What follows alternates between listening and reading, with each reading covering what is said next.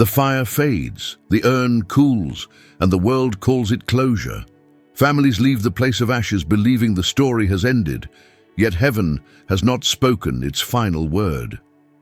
Beneath the silence of dust lies a question no one dares to ask.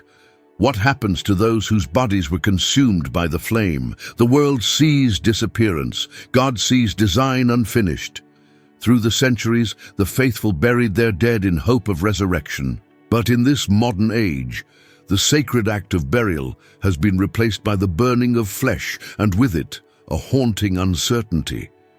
Can the God who shaped man from the earth breathe life again into ashes scattered by wind? Or has humanity, in its haste for simplicity, interrupted the mystery of divine restoration? This is not a question of fire alone, but of eternity. The flame of man may consume, yet the fire of judgment will reveal. Before the last trumpet sounds, the souls of the cremated await the command that formed them once before. The story of ashes is not the end, but the beginning of a revelation that will leave the world trembling. Stay with us until the final word is spoken, and if this truth stirs your spirit, subscribe to the channel, for what follows will challenge everything you thought you knew about life, death, and what awaits beyond the smoke. Few believers pause to ask what truly becomes of the body that is turned to ash. The world accepts cremation as an act of peace, a clean farewell to flesh. Yet beneath that quiet ritual lies a question that trembles before heaven itself. When the body is gone, what remains for the day when God calls the dead to rise? The scriptures never ignore the body. They call it the temple of the Spirit, a vessel once touched by divine breath. To destroy it is not merely to end life, but to erase the form that once bore the image of God. The silence surrounding cremation reveals a deeper fear, not of death itself, but of being forgotten in death. People comfort themselves with the thought that the soul alone matters, that dust is irrelevant. But can we separate what God joined? When he formed Adam from the ground, he breathed into matter and called it man. That act of creation was both spiritual and physical, inseparable and eternal in its intent.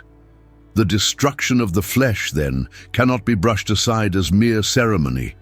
It challenges the very rhythm of divine design.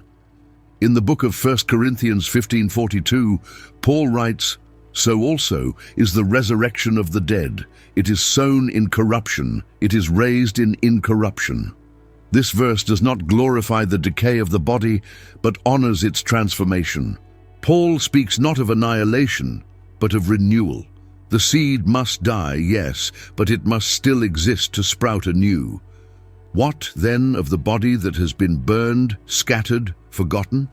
Can a seed that no longer holds form still rise in glory? Many cling to the belief that God's power knows no limits, and indeed, his will cannot be restrained by fire or stone. Yet faith demands reverence for the way he has chosen to work. The body, buried in expectation, mirrors Christ's own burial and resurrection. Cremation, though not condemned outright, shifts that symbol, turning rest into ruin, waiting into vanishing. What does it mean when humanity takes upon itself the power to return dust to dust before its appointed time? Imagine a field where no seed is planted, only ashes spread upon the ground. The soil waits, but nothing grows. Such is the image of the cremated soul's question, not hopeless, but incomplete. The earth that once held promise now bears memory. The ashes whisper of what once was, but they cannot shape themselves.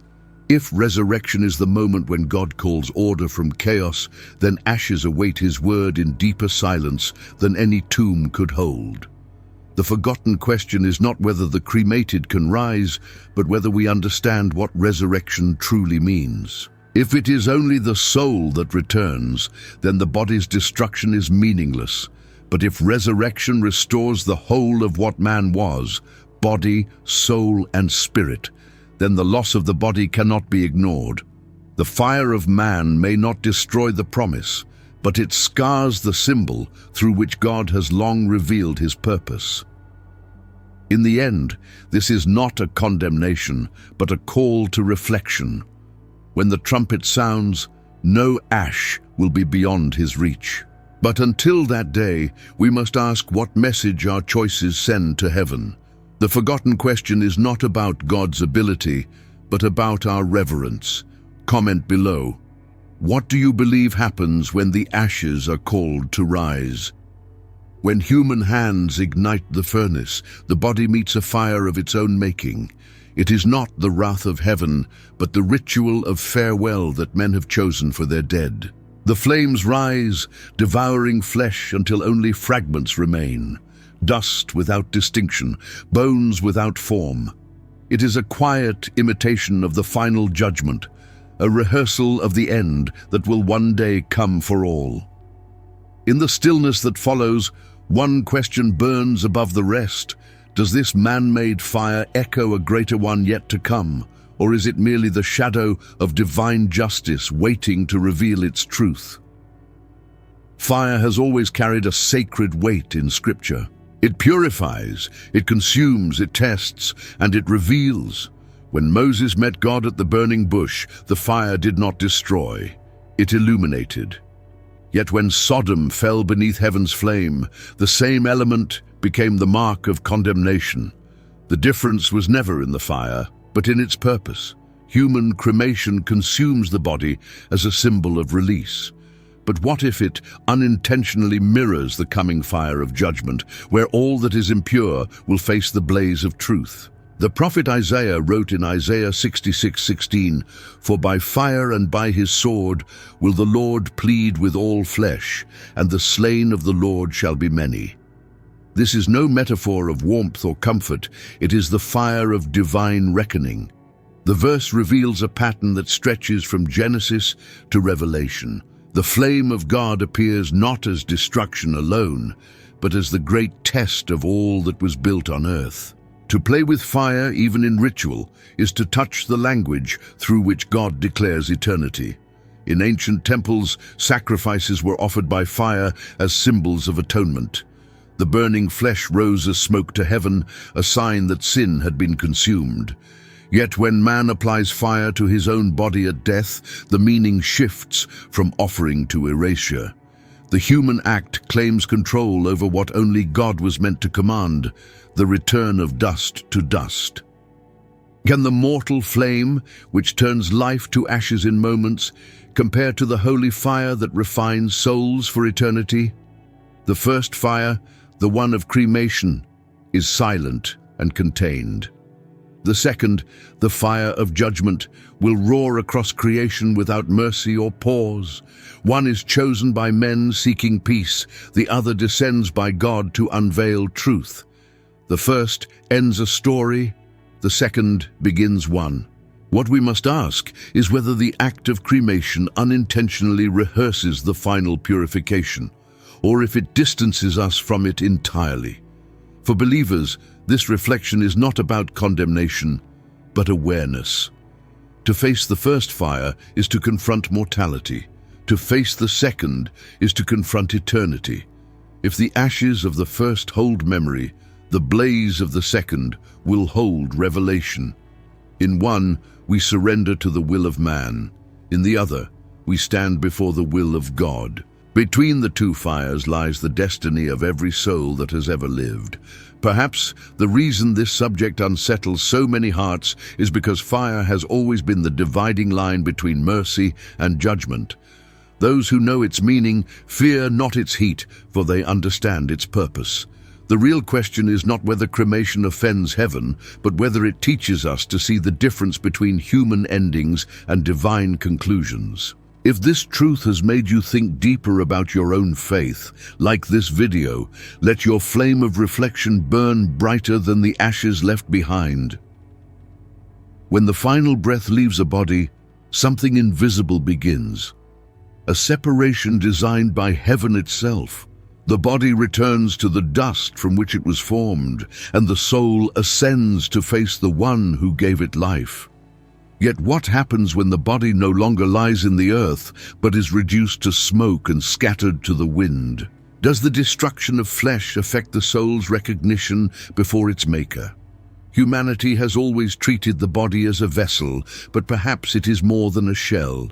Perhaps it is a signature, a sacred pattern written by the Creator's own hand. Throughout Scripture, the union between body and soul is never accidental. God formed man not as a spirit alone, but as a living being of both breath and substance. Death was never meant to divide them eternally, only to pause their union until resurrection. In the act of cremation, this natural order is altered by human choice. The earth does not receive what it once gave. The cycle of return is interrupted by fire. Can a body consumed by man's flame still answer God's call to rise from the grave? The book of Ecclesiastes 12:7 declares, "Then shall the dust return to the earth as it was, and the spirit shall return unto God who gave it."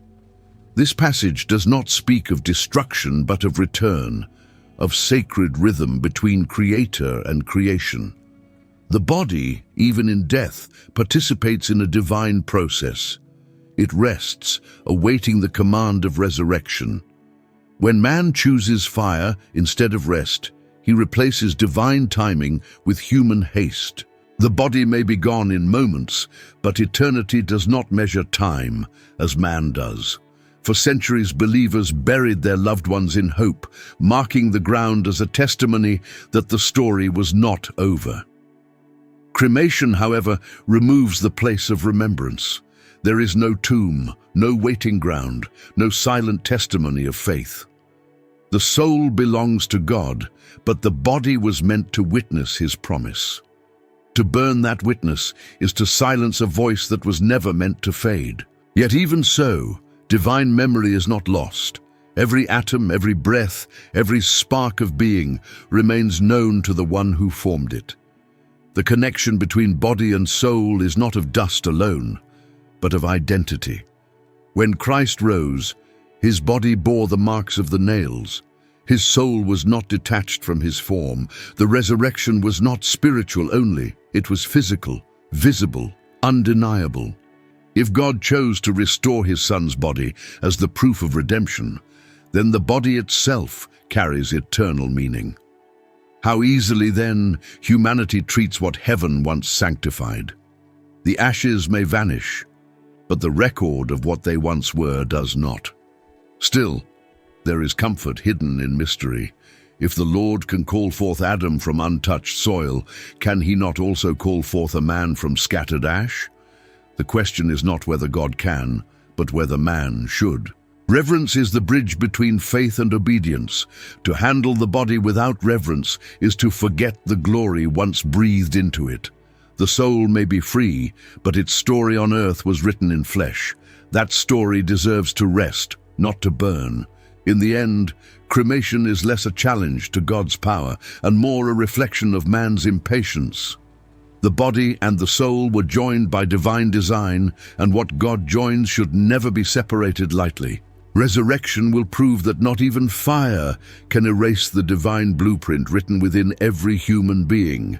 Until that day, the question remains: are we preserving God's symbol or rewriting it in our own image? If this message stirred something in your heart, subscribe to the channel and let this truth continue to shape your faith beyond the ashes. Long before modern debate, the question of cremation stirred the hearts of early believers. In the first gatherings of the church, burial was more than a ritual. It was a declaration of faith in the resurrection. The early Christians laid their dead in the ground as a mirror of Christ's own rest in the tomb.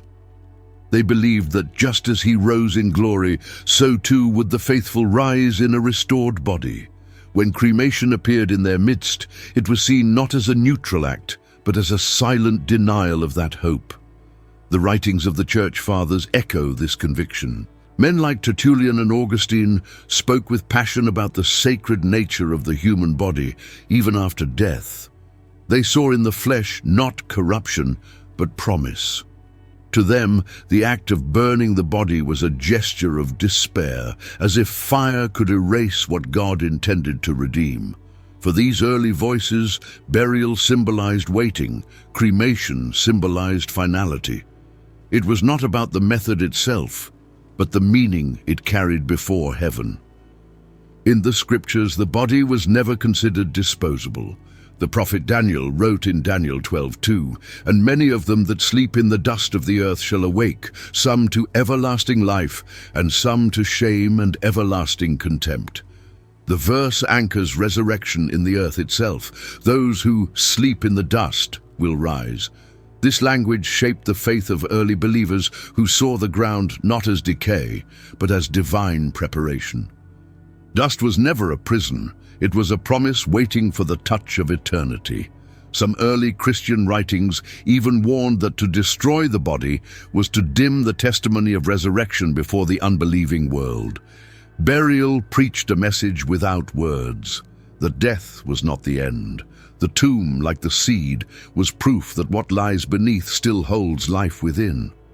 The fire of cremation, by contrast, left no symbol behind, only ash and memory. The difference between the grave and the urn was more than location, it was theology in motion. Yet not all voices condemned cremation. Some believed that God's creative power transcends all limits, that he who called being out of nothing can surely call life out of ashes. They argued that divine memory is perfect, unbroken by fire or time. Even the wind that scatters the dust cannot confuse the Creator who numbers every hair and particle. To such thinkers, cremation could not defeat resurrection. It only magnified the wonder of God's omnipotence. Still, within this debate lies the deeper truth. Every act concerning the body speaks of what we believe about eternity. Whether buried or burned, the question is never merely physical, but spiritual. What does our treatment of the dead declare about our faith in what is to come? The early church understood that the visible act of burial shaped the invisible strength of belief. To honor the body was to honor the Creator who formed it. So as we look back on the voices of the past, we hear both caution and comfort. The ancients did not debate out of fear, but out of reverence. They wrestled not with fire alone, but with faith itself. Their words still echo across the centuries, reminding us that every choice made in death reveals what we truly believe about life. Comment below. Do you think the early Christians were right to see cremation as a loss of hope, or is divine power greater than any fireman can make? From the dawn of Scripture, fire has been more than an element. It has been a language spoken by God. It marked his presence in the bush that burned yet was not consumed. It led his people through the wilderness by night, and it descended upon the altar as a sign of divine acceptance. But the same flame that reveals holiness can also expose sin. To understand cremation only as a human act is to miss its deeper echo, the symbol of fire that both purifies and punishes. Fire stands at the heart of divine testing. When gold is refined, the flame does not destroy it. It removes what is false, leaving only what is pure. Likewise, the soul, when faced with the fires of trial, is stripped of its pretense and revealed for what it truly is. The difference between the fire of man and the fire of God lies not in heat, but in purpose. One ends life, the other defines it. Cremation consumes, but judgment fire transforms. What begins in smoke will end in revelation. The Apostle Paul wrote in 1 Corinthians 3:13, "Every man's work shall be made manifest, for the day shall declare it, because it shall be revealed by fire, and the fire shall try every man's work of what sort it is." Paul does not speak of the body here, but of the essence of faith, yet the image applies still. What man builds, even in ritual, will be tested. Fire exposes the truth. It reveals whether our actions were guided by reverence or by comfort, by faith or by forgetfulness. In prophecy, fire is never random. It cleanses the altar, guards the way to Eden, and consumes the offerings of false worship. It is both mercy and warning, a reminder that no impurity can stand in the light of holiness. To choose fire as the method of farewell, then, carries weight beyond the physical. Perhaps it reflects humanity's unconscious attempt to control what belongs to God, to wield the symbol without understanding its power. Cremation might be seen as an echo of purification, yet it can also be a shadow of judgment. To be burned once by human will, and again by divine decree, paints a haunting parallel. The first fire belongs to time, the second to eternity. If the fire of man consumes what was once alive, the fire of God will consume what was never surrendered. Both flames leave nothing hidden. Still, within this double image lies hope. For those who belong to Christ, the fire of judgment will not destroy but reveal purity refined through obedience. The same element that punishes the wicked will glorify the righteous. The fire that terrifies becomes the very proof of transformation. What is consumed is not the person, but the corruption that clings to flesh. Thus, the symbol of fire remains both warning and invitation. It reminds us that our end will mirror our faith. Some will face the flame as destruction, others as cleansing. The fire of man can only touch the body, but the fire of God will touch eternity. One consumes dust, the other restores destiny. The question is not which flame awaits us, but which we live for now. Comment below. Do you see the fire as fear, or as the hand of God refining his creation? There will come a day when time itself trembles. The graves will open, the seas will yield their dead, and the dust scattered by wind will gather once more under heaven's command. It will not be a silent hour. Trumpets will sound, and the voice that once called life from nothing will speak again. Every soul, whether buried, burned, or forgotten, will stand before the Creator. The question is not whether God can restore, but how the soul will reunite with its form when judgment dawns like fire over the earth. From the beginning, resurrection has been the promise that defines faith. Death is not the end, but the pause before the awakening. Those who sleep in the dust will rise, clothed again in immortality.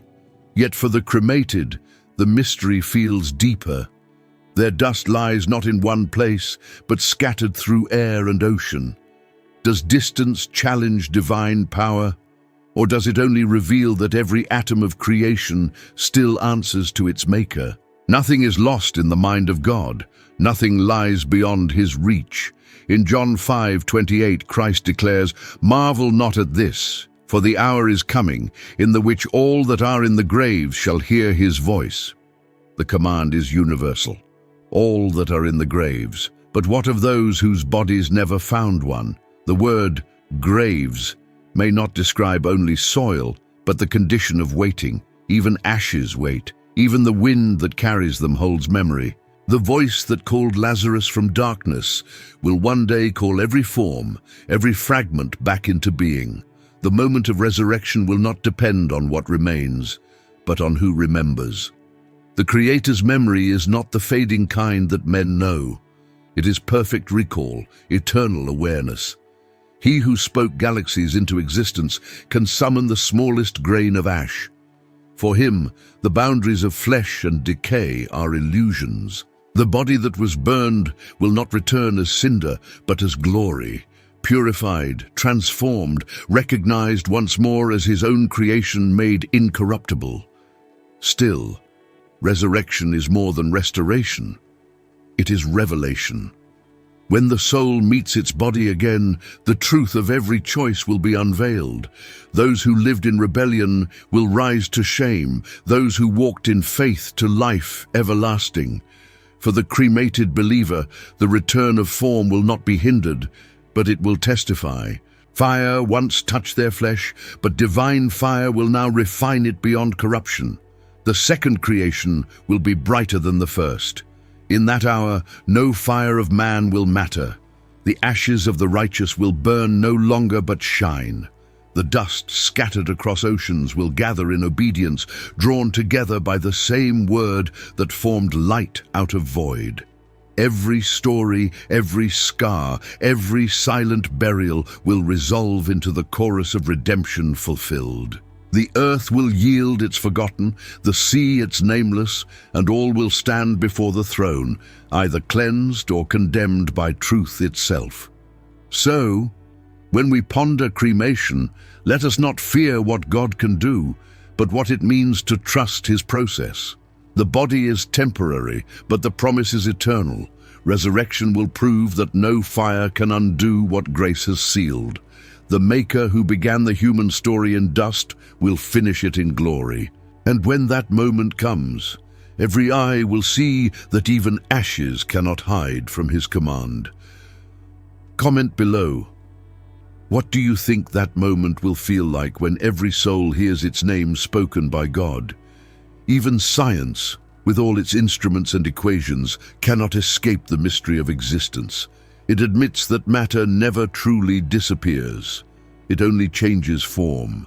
The ashes that remain after cremation are not nothing. They are fragments of what once lived, rearranged, but still present in creation's cycle. If every atom endures, perhaps each still carries the silent echo of divine design. What scientists call conservation of matter may, in truth, be the whisper of eternity written into the fabric of the world. In this light, faith and science do not stand as enemies, but as two lenses observing the same miracle. The believer sees divine memory, where the physicist sees molecular persistence. Both, though unaware, describe the same truth. Nothing created by God ever ceases to exist. Even the smoke that rises from the pyre joins the air, the ocean, the soil, all watched by the same eyes that once shaped the stars. Fire may scatter, but it cannot erase. What God spoke into being retains His imprint forever. The psalmist wrote in Psalm 139:16, "Thine eyes did see my substance, yet being unperfect. And in thy book all my members were written, which in continuance were fashioned, when as yet there was none of them."